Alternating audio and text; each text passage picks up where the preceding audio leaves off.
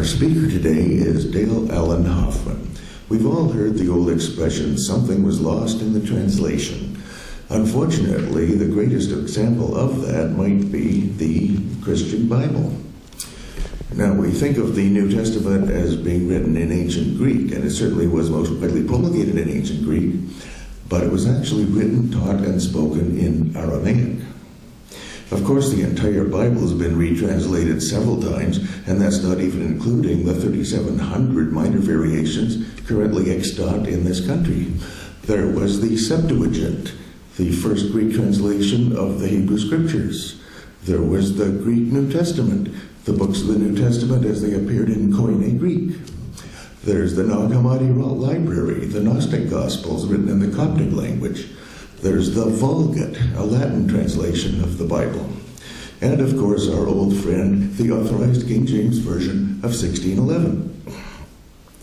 But when you study spiritual writings, it's important to study them in their original language. Does the language emphasize vowels or consonants? Which words are masculine? Which are feminine? And what's the significance of those genders? What is the core root syllable of each word? When you analyze a language carefully, word by word and syllable by syllable, you gain insights into that culture that you won't get any other way. Now, Dale Allen Hoffman is a recognized authority on the Aramaic language as used at the time of Jesus. So listening to him is the next best thing to being there. Please welcome Dale Allen Hoffman.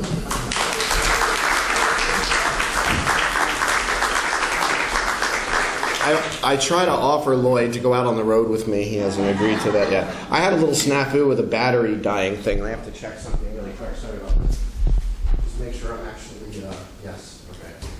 So, I know, how do you follow that voice? That's awesome. Thank you, Lloyd. So, first of all, I have this beautiful, incredible African dashiki. I was so looking forward to you all seeing. And it's got beautiful saffron threads and golden weaves. And it's hanging on the knob of my dresser back in our bedroom in North Carolina right now in Asheville. And this is what you get instead. So much for my beautiful. I'll send a photo. So this is I Am the Cosmic Vibration. It's not in a sales ploy right now, but I actually recorded a large chunk of this here last time we were here. There's a few things I wanted to say quickly. One was that I'll introduce Paradigm here a little bit more as we move forward. I've got my space here. I love it because I have to be centered because of the mic, which is good because usually I'm running around like a nut. So this is actually kind of nice. The last time I was here, I introduced this here, Paradigm. Paradigm is, how can I put it? In a really quick way. We'll talk more about it this afternoon. You're going to feel it in a moment. It's let's just say it's a sonic instrument. The top, the little pyramid here, is actually a much smaller dimensional replica of the Great Pyramid at Giza. A lot of people don't realize that pretty much almost virtually all of the pyramids that have been found in Egypt had pyramidions or capstones on them, which were all stolen. A lot of people don't realize that they've actually there's been talk of pyramids in China that, of course, they won't acknowledge any of them. One particular pyramid that was recently found that actually had a crystal capstone on it that the Chinese government's trying to about. Where else? Bolivia, Central America, South America, all over. This instrument, what it does is it's kind of like having look at that, perfect timing, three independent, completely tunable analog singing bowls. So imagine you have a singing bowl and it's whatever the pitch is, and then you want to kind of bend it a little higher, bend it a little lower. The root of the root tone of what Paradigm does is it moves through the 7 terraces. That beautiful meditation of Paul's, which was absolutely amazing today. It's always amazing, but today I just was, I was gone. The root sound moves through what was mistranslated in the Aramaic as seven demons. This is what the word demon means in Aramaic. The word is shiadain. Okay? That's a demon. Okay, so what it was supposed to say in the Bible is hitting on something metal while holding it with your thumb. That's the word demon. No, that's not what I mean. Demon means an energy, a force, a tone, a vibration, a frequency that's not sounding. Somehow it's being muffled, it's being muted. The word apek, translated as cast out, shabeya, 7, shiadain, unvoicing forces, frequencies, etc., and apek, the casting out. What cast out means is to stimulate the movement of something. This is what it meant to cast out 7 demons, or cast out 1 demon. And to allow it to voice freely. And of course there happens to be 7. What a coinky-dink. And in the Gospel of Mary Magdalene, she actually named them, and she called those darkness, desire, ignorance, the exhilaration of death, what beats out of your chest as you face death, the foolish words of the realm, the foolish visions of the flesh, and hostility and wrath, which is the quality of each of the 7 chakras when they're not open and voicing freely. Shh. Imagine me saying that in a standard Christian church. I would already be outside, I think. But I've got this right now. This is blue. What you're seeing here on the... what you're seeing here on the capstone, that blue color, this is on what's called the Astana Chakra. It's the 3rd eye. I've got the little Eye of Ra here, which I'm sure you can't see.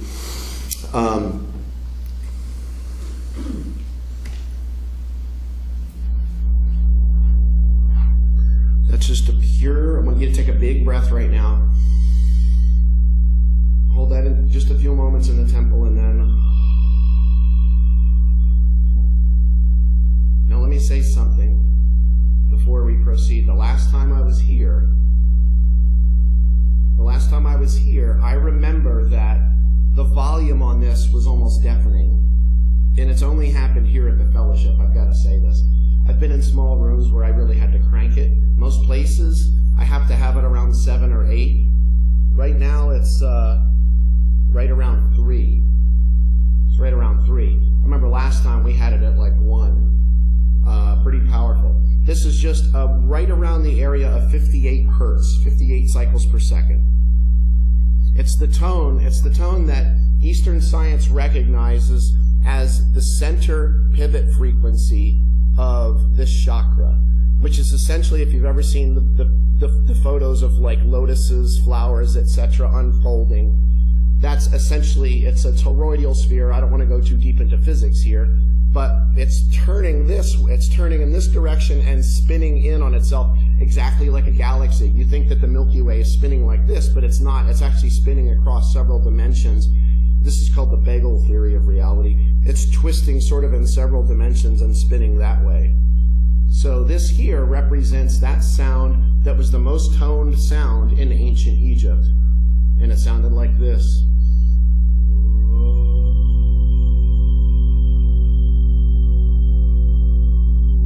The Eye of Ra, the Eye of Horus, stolen by Thoth, not Thoth.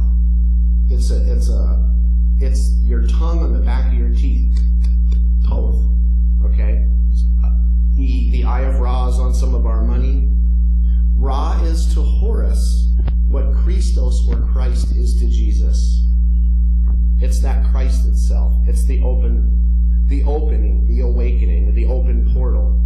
As a matter of fact, 87 to 92% of the historical Jesus is actually Horus. Born on December 25th, 3 kings arrive, star in the east, teaching in the temple at the age of 12, 12 disciples, healed the sick, raised the dead, walked on water into wine. Of course, earlier, baptized by the cousin, who was then beheaded, pure chance, I'm sure, betrayed by the best friend, who then went and hung himself. That's all Horus, by the way. It's just kind of borrowed for Jesus. And most people don't realize that on December 21st each year, that the 3 kings of Orion's belt, which is an exact mirror image of the placement of the top of the pyramids or capstones of each of the 3 pyramids at Giza, the 3 kings of Orion's belt, are an exact mirror image of the placement of the pyramidion of each of those pyramids. And on December 21st, every year, those 3 kings line up from the perception of Earth with Sirius, the dog star, the star in the east, which point directly at, well, actually a few days before, on the 21st, I kind of got that backward. On the 21st, the dog star drops onto what's called the Crux, the southern Crux.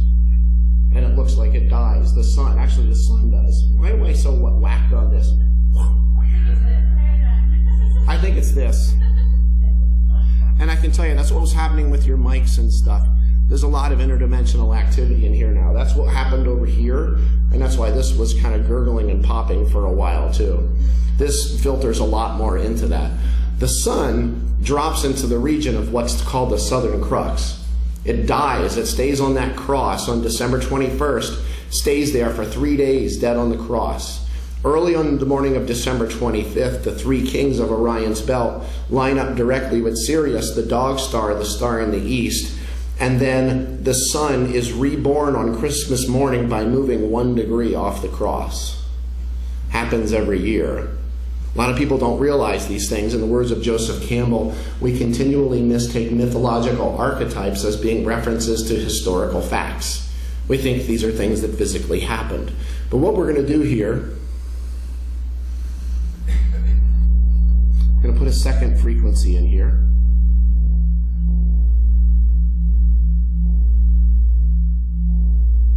Really close.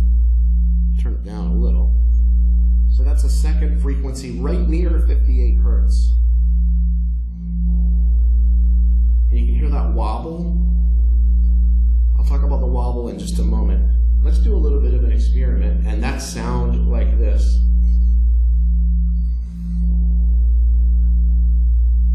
Bringing in an octave, actually. Or if you can get it higher. Okay, we're going to just make a Ra sound once and see how it feels. R-A, Ra, sun, etc. You ready? Get a good breath in.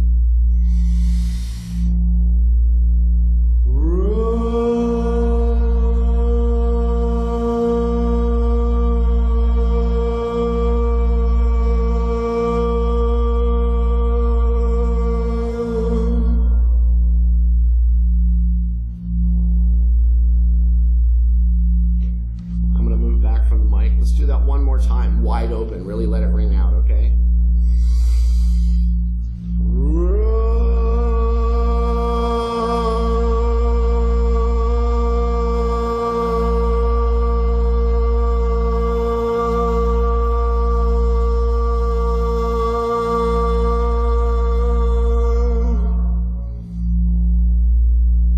Do you feel anything at all from making that sound? Ra was the sound most often toned by the ancient Egyptians. If I take my hand here against the capstone, what do you see on my hand? Blue. Ra represented the light of the sun. Ra represented the light of God, the undivided eternal light. Its reflection in Aramaic was called Nu-Ra. Nu-Ra. And I've talked about it every time I've been here. What does nu mean in English? People usually go, new, it means new. I don't know, I can't think of it. I know what it means. It means something, what? Fresh, unique. What's different about moonlight versus sunlight? Moonlight's a reflection of sun. So if moonlight is a reflection of the sunlight, and Ra represents also not only the physical sun, but the spiritual, eternal light, and Nu-Ra is the word Jesus used for human awareness or human light or human consciousness. That means if moonlight is sunlight, then human light is God light. What's a little different about the reflection, though? It's not quite as strong, is it? So you felt that Ra sound. We're going to tone a different sound now, which is the sound Nu-Ra. Nu Ra, okay? So get a good breath, similar, like that, okay? Just one time, see how it feels.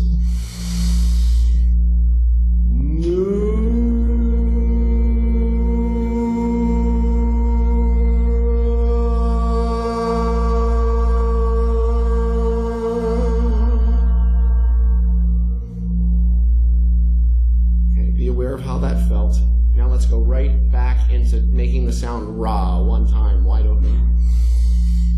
Ra.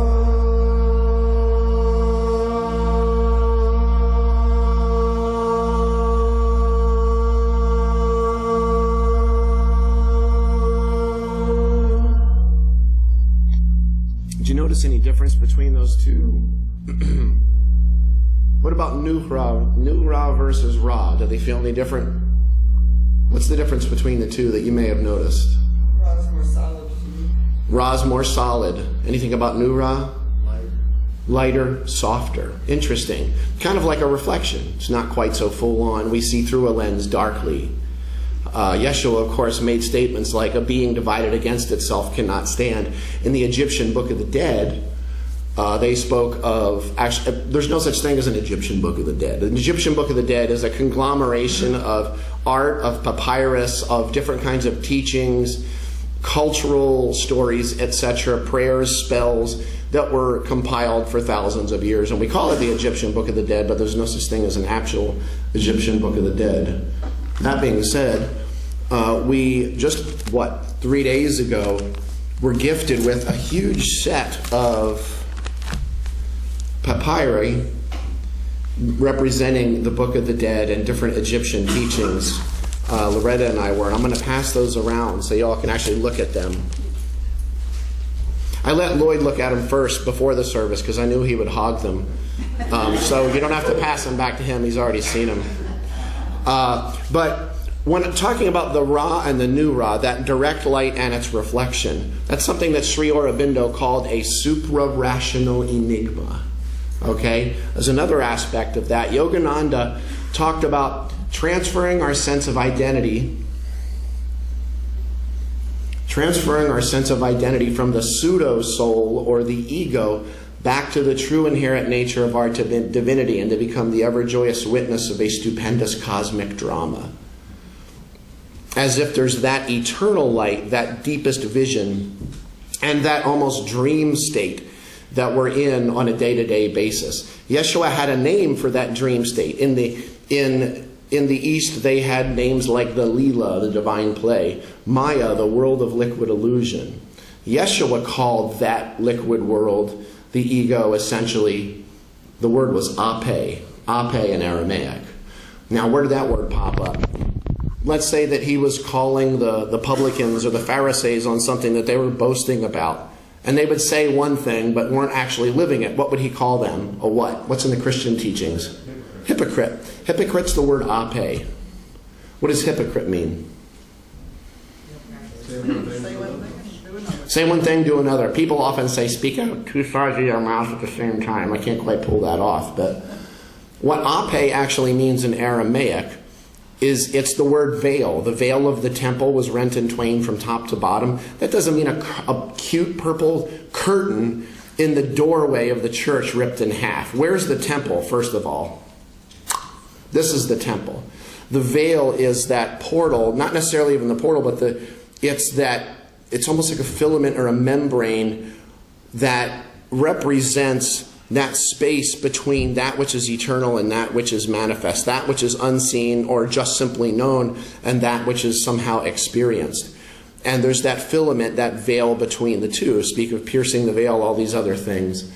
It means the word person, which comes from the Latin word persona. Who knows what persona means? It means mask. Mask. The persona in Latin culture, including in the church, or the ape in Aramaic, was an actual mask that an actor would wear in a divine play, and they would essentially begin the play with eyes closed or wearing the mask and would reveal their true nature by the end. by the end of the play. In the Book of the Dead, they actually speak of the Ba, which is this, the soul. Could call it the personality. When there was the reading earlier about love your neighbor as yourself, that word in there, that phrase, you're going to want to watch the video of this because you're going to miss a lot of what I'm saying. It's not complex. What I'm saying is not hard. It's not difficult.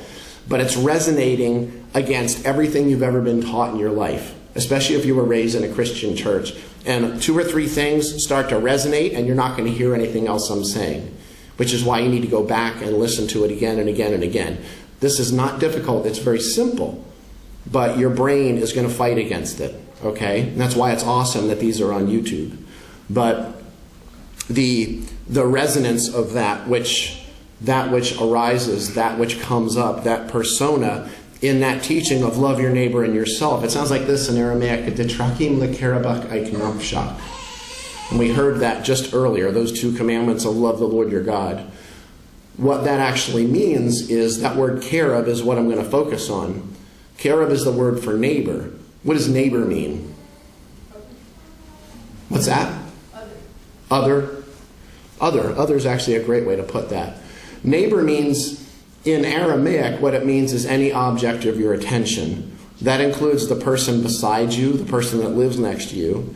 It includes the air and the water and the plants and the animals and the ecology of the earth. And it also includes that which you see when you look in the mirror. Other is actually a perfect way to put that, the other. But is the other really there? In the words of St. Francis, he said, what you're looking for is what is looking. When you're looking in the mirror, you're not seeing some sort of somehow separate entity, because what you're seeing in the reflection isn't what's real, nor is what it's reflecting. What's real is what's seeing. The Ba in the Book of the Dead was essentially the personality. The word for self, love any object of your attention, love any other as yourself. That word self in Aramaic sounds like this, nafsha. The direct literal translation is breath of life. So love any object of your attention, love any other as the breath of your own life. Do you live your life that deeply? That everybody you see on the street? Probably not. Are you able to even look in the mirror and love that reflection as the breath of your own life? How important would it be if we were out on the beach? I hear you all have a beach here. Out on the beach, and I pushed your head underwater. Imagine that drive you would have to come back out of the water and to get that breath of life. That's how important it is for you to love others that way. Because you know what happens when you're in the presence of people you can't stand? What's the first thing that happens to you? They say something awful. You stop breathing. What's the root of all the Yeshua teachings? And that's all over Christianity, isn't it? Breathe. No. Like John 20:22, he breathed at them or breathed on them and said, receive ye the Holy Ghost. Boom. That's not what it says in Aramaic. It says napak bahun. If it was napak lahun, it would mean he breathed at them. Napak bahun means he breathed with them. That means in, within, or through. Nice, huh? That's a big difference. He breathed them through what they were feeling. He breathed with them. But what is it that they're feeling? How do you know when your mask, your sort of pseudo-soul, as Yogananda call it, and your eternal nature are out of balance? You know because you can feel it. And it doesn't matter what your thoughts tell you. Your thoughts are cute. Your thoughts do not create your life. They never have. None of the ancient teachings said that. That's something that's very recent in the last 75 years. All that your thoughts do is impregnate the illusion that's not there in the first place. As a matter of fact, every thought you've ever had is nothing but a delusion of a mind that's not even there. That's what the ancient teachings said. But a lot of those prosperity people, and I'm not saying there's something wrong with prosperity, but a lot of the stuff is coming out to hook you into things, to be able to throw money out so that they can kind of get you on the hook, when in truth, that's not there anyway. You're looking at something projecting on a screen, but there's no projection and there's no screen. There's only that which sees, that which is witnessing. So the key to all of it in the Egyptian Book of the Dead was to have the Ba and the Ka The Ka is the energy body. That's what Yeshua called the Haikla, the temple. There's more. What actually happened exactly? The candle popped. Oh, that's so cool. Active day is to have the Ba and the Ka in coherence, essentially. As a matter of fact, Ach was something referred to in the Book of the Dead, which was basically a magical, essential oneness, or a magical state of being, a modality of wholeness and oneness, where that pseudo-soul mask that you had was actually in full coherence with the energy body, and that's when you had true transcendence. And that's what eternal... They didn't have even a word for death in ancient Egyptian. They just called it westing, setting, going toward the west. Kind of nice little thing there. But what I'm speaking about is the difference between walking consciously in the light versus wandering blindly through the shadows. Where's the shadows? You know, when you go into an experience and there's that aspect, and it happens in meditation, is such a great way to experience it. There's a certain aspect as we're moving through the Seven Terrace meditation where I'm like, and the other part of me is going, that's the pseudo-soul. Eckhart Tolle calls that the pain body. It's not just pain. It's actually a storage system of your thoughts, your emotions, through something, part of it is stored in something called the amygdala, which is two little almond-shaped glands that record your ecstasy, your orgasms, your sadness, your grief, in this little stereo set of glands in your system. Amygdala is the root of the word Magdalita in Aramaic, which is the word Magdalene. Amygdala is an almond or a fish. And what's a fish? It's an almond with a tail. It's called the ichthys. People have that little ichthys on their bumper sticker, the Jesus people, and they think it has something to do with Jesus and two fish. The two fish, number one, were not in the sky. They're not talking about an astrological thing. They're not talking about him feeding with two fish. They're talking about the Magdalene. And the Magdalene activates with the third eye, which is right in the geographic center of the brain's the pineal gland, which when you look at it physically, it looks like lots of little almonds that are sticking straight out. It looks like a pine cone. Interesting. And we have the hippocampus. All of this brain chemistry is happening. And there's a relationship. That is what's happening in your brain is what is changing the relationship between your mask, your humanness, and your eternal nature. And you know when it's in unison, or you know when it's in coherence, because you can feel it. So I talked about that one chakra, the heart chakra, the exhilaration of death. What does that mean exactly?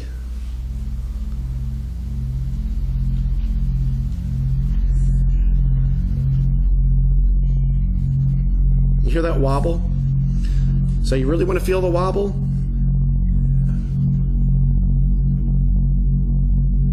Is everybody breathing? First thing you do when frequency's overwhelmed is you stop breathing.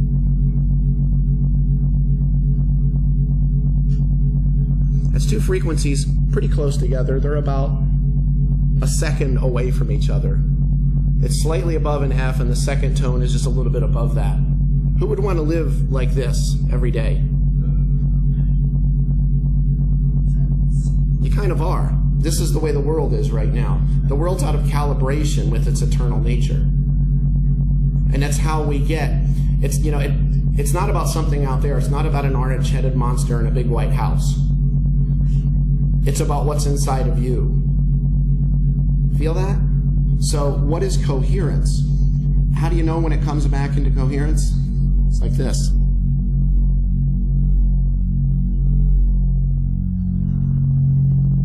You feel the difference? The exhilaration of death that Mary Magdalene spoke of was that chakra closed off from itself. It's not expressing freely. Think about it when you're facing death. Somebody pulls out in front of you on the road, you're on the sidewalk, and then there was a quote today about this being a magnet. What was that? Was that Yogananda? That guy.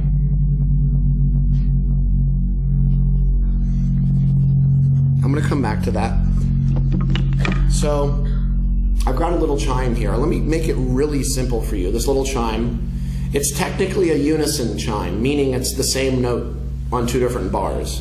But it's not exactly the same. If I hit it together, but how about if I go, you hear that wobble? That's incoherence. They're really close, but they're not quite in unison. This one over here is a little bit higher than that one. What's the easiest way to bring them into coherence? What's the easiest way to bring them into absolute unison, if that's even possible?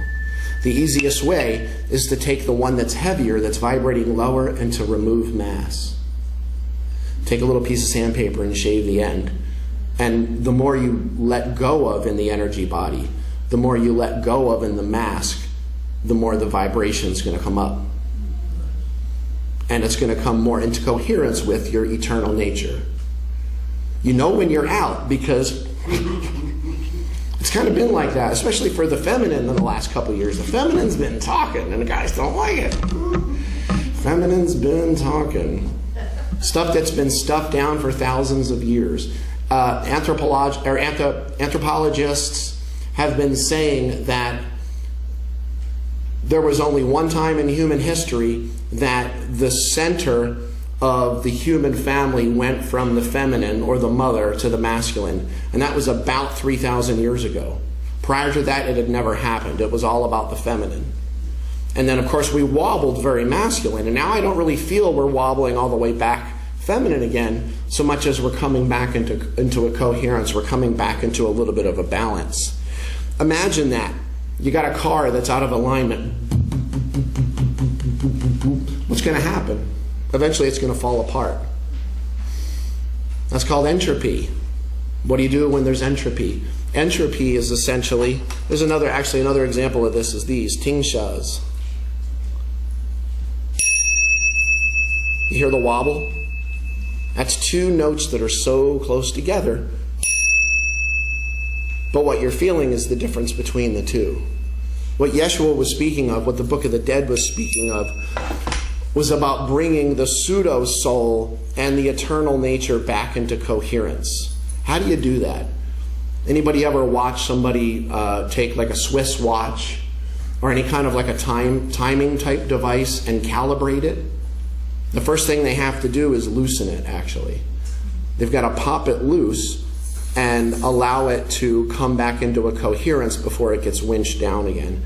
How do you bring yourself back into coherence? How do you allow it to loosen up so that you can come back into calibration?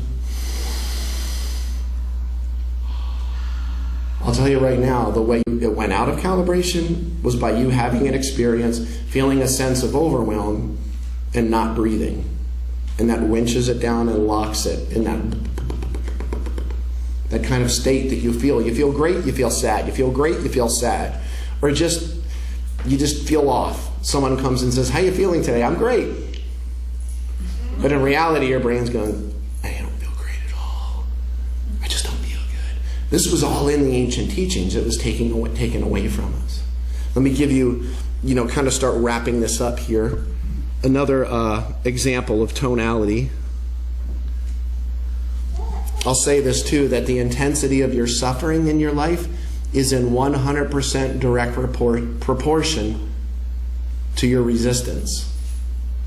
If you feel like you're sort of to quote Ozzy Osbourne, John Michael Osbourne, that if you feel like you're going off the rails on the crazy train right now, it's because you're trying to hold on. What's the most important thing when that roller coaster, like we've been going through with humanity the last few years, and it comes down that big hill and it hits that sharp curve? What's most important to think? Did I pay the electric bill?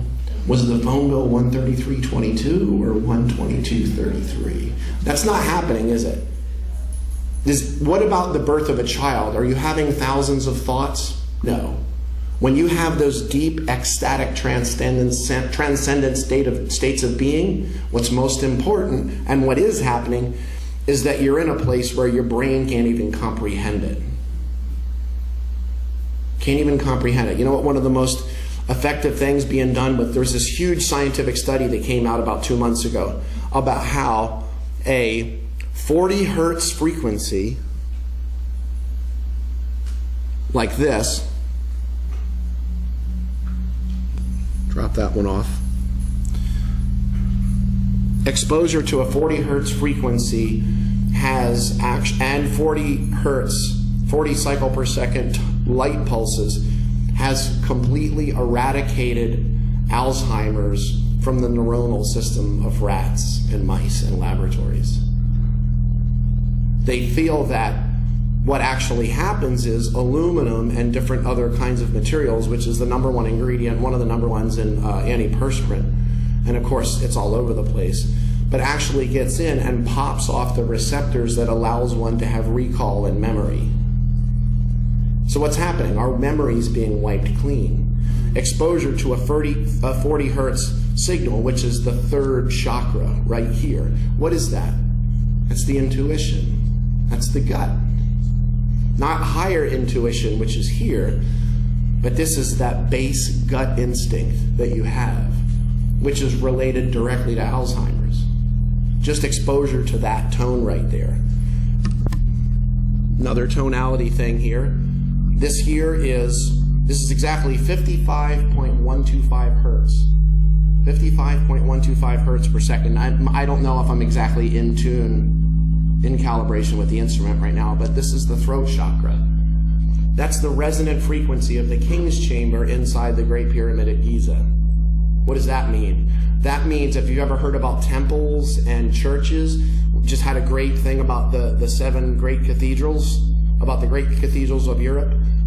All of these were built with sacred geometry, which actually is built to create specific harmonic frequencies by determining length, width, and mass.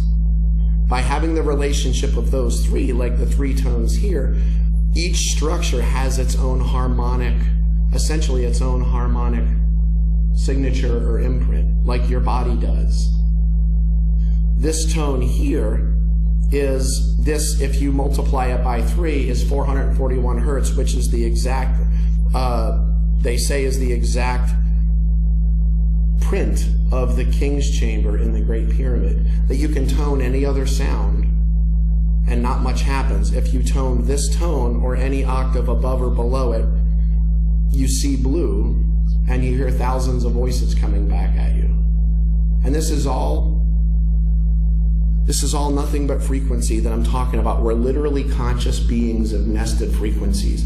And we spend so much time trying to understand something that doesn't exist in the first place. We've spent so much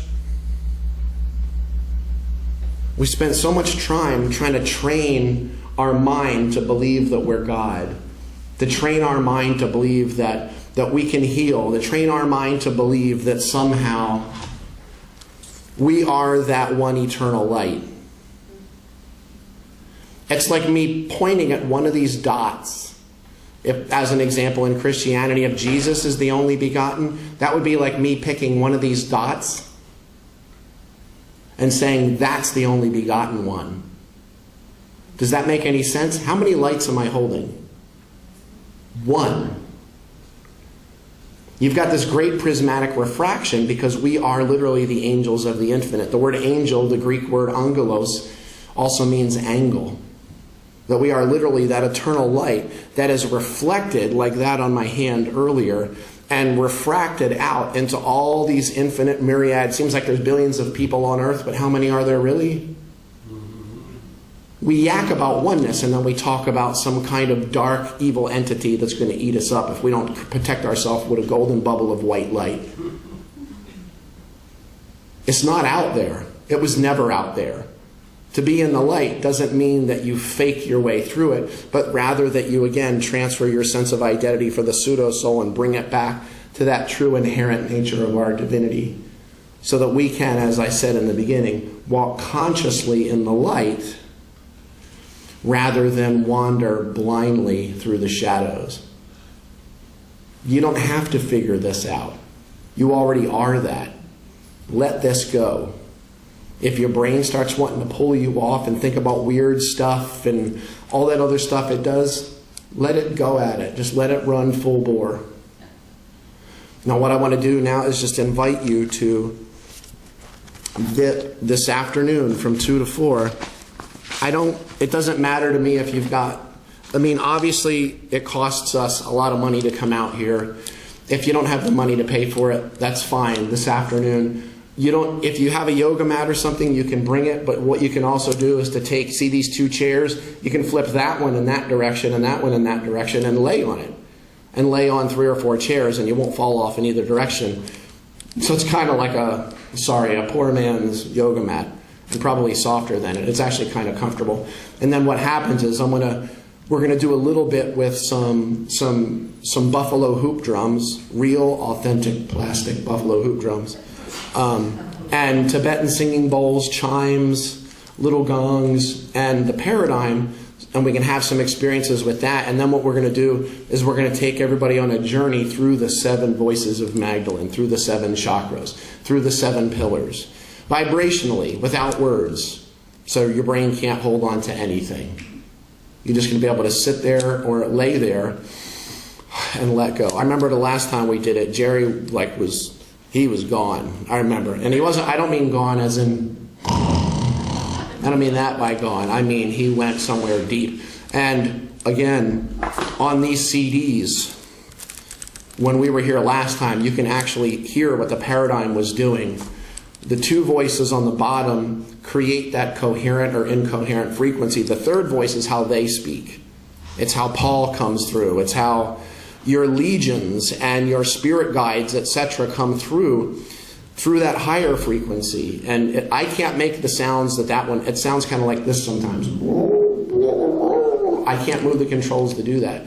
And what they tell me is that they're giving it to us now on the level of frequency because they've been trying to give us these teachings for thousands of years, but we constantly turned them into words, we constantly mistranslated them, and we turned them into bleep religions. So now they're giving it to us on the level of pure frequency so that we can't muck it up. We just lay there and we allow it to happen. And there's an aspect of that playing out of you and playing into you simultaneously. And then if you're interested in a much deeper experience tomorrow, starting at 9 or 10, however we organize it, we'll be doing private sessions, personal sessions, where you actually lay on a really high-end, very comfortable massage table. The obelisk is actually at your feet, the subwoofer here. There's a 15-inch subwoofer. And the paradigm sits on the table itself, and the whole thing is vibrating.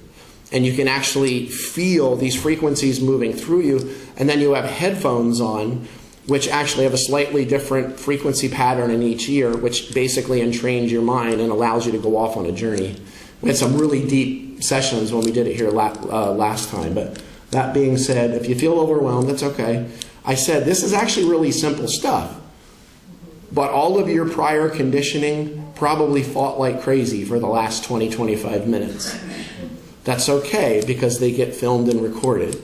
So you can go back on the YouTube channel and watch them again.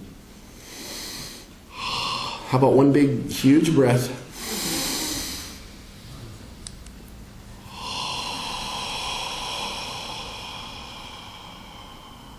The room is really active this morning. And like I did last time I was here, I just wanted to acknowledge y'all for keeping the portals open here. Because it's powerful. This is not like a lot of places I go, no offense, and hopefully they're not watching. But I want them to watch, but I'm not being offensive. I'm just saying y'all got something beautiful going here. So with that being said, namaste. And so it is. Thank you for being open.